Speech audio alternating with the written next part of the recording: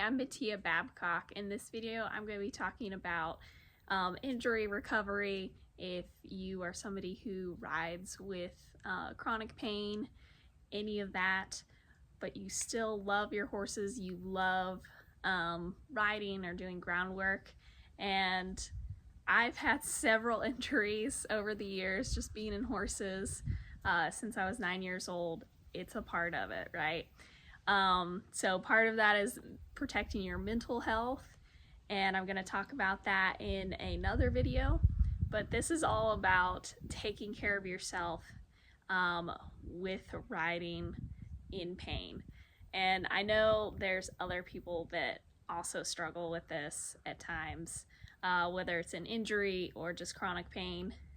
And I want to share just my experience and a few things that have helped me.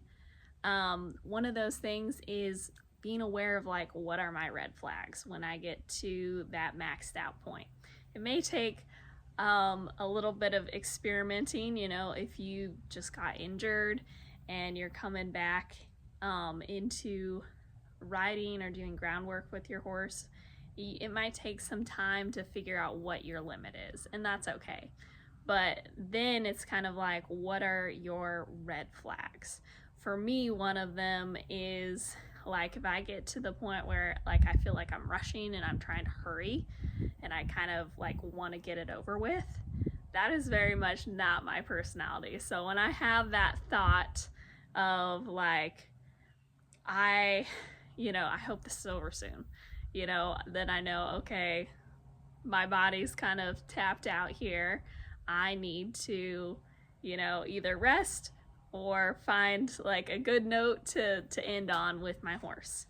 And obviously sometimes our horse doesn't allow us to set it up perfectly and the timing doesn't come together. But to me, that's like just knowing that as like a red flag for me when I feel myself rushing, or I have that thought, or I feel kind of like short-sighted or impatient. That's very much not my personality when I work with horses. I'm usually very patient. So if I'm starting to like feel irritated or impatient, that's kind of my red flag to be like, okay, maybe this is not the best time to do this. Some other things that have also helped me a lot is just learning to, breathe and relax. I know when I had my neck injury, my muscles were so locked up after that, and I couldn't really turn my head all that well.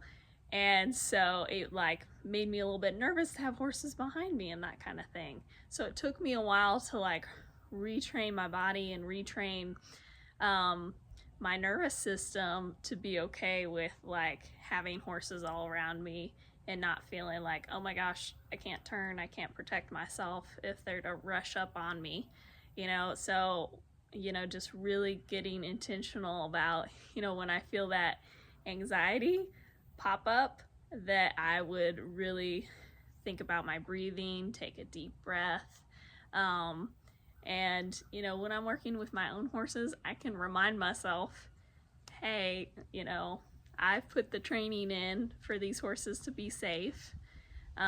So I need to be able to, trust my horse a little bit in that moment and be able to just take a couple deep breaths in my nose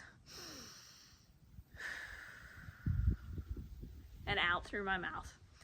And just really simple, intentional things like that can really help to reset your body and train it that it doesn't need to like brace and lock up. If you've had whiplash or anything like that, like it takes a while to retrain those muscles to be relaxed. Another thing that really helps is making your sessions shorter. If you know you're gonna run out of steam in 20 minutes, shoot to have a 15-minute session, and do something that is gonna be attainable with your horse at his level. Another little thing that like I like to challenge myself, right? And one way I did this when I had my neck injury was like, it was really painful for me to be standing for any period of time, and lifting the rope and that kind of stuff just like really hurt and irritated that area. So, you know, I would practice and see how much can I do with my horse from a chair. How little can I do and still get a good positive response from my horse, you know? So there's lots of little things that you can do to kind of challenge yourself. I even made a video when I had my neck injury of, you know, me working with my horse from sitting down and seeing like all the different things I could do with my horse. And it was really cool to watch my horse Salty kind of respond to that in a positive way. He found that like very non-threatening, but he had a lot of licking and chewing over that. I thought that was pretty interesting. And one last tip I want to share with you is, you know, take care of your horsemanship, but also take care of your body. You know what helps you and what relieves your symptoms. So, you know, for me, it was like if I worked my horse, I'd come in, ice my neck, really make sure that I was taking care of my body and doing everything I could do to get better and relieve those symptoms. So my last tip would be to find a goal that you feel like is attainable for your horse and you as you're recovering and healing. So one thing that I have done in the past is when I couldn't ride but I knew I could do groundwork, just seeing what all can I do to get my horse better. So one of the things I chose was to get Ember better at Liberty and just working on that connection. She was really losing connection trot to canter on our Liberty circles, and so that was one thing that I chose to tackle. And just find something small that won't take a lot of mental energy for you to kind of tackle, and that can make you feel like you're still improving even if you're not riding. And you know, it's all about finding joy in horses. Like, it's the joy of horses. That's why we're in it. You know, we love these beautiful animals.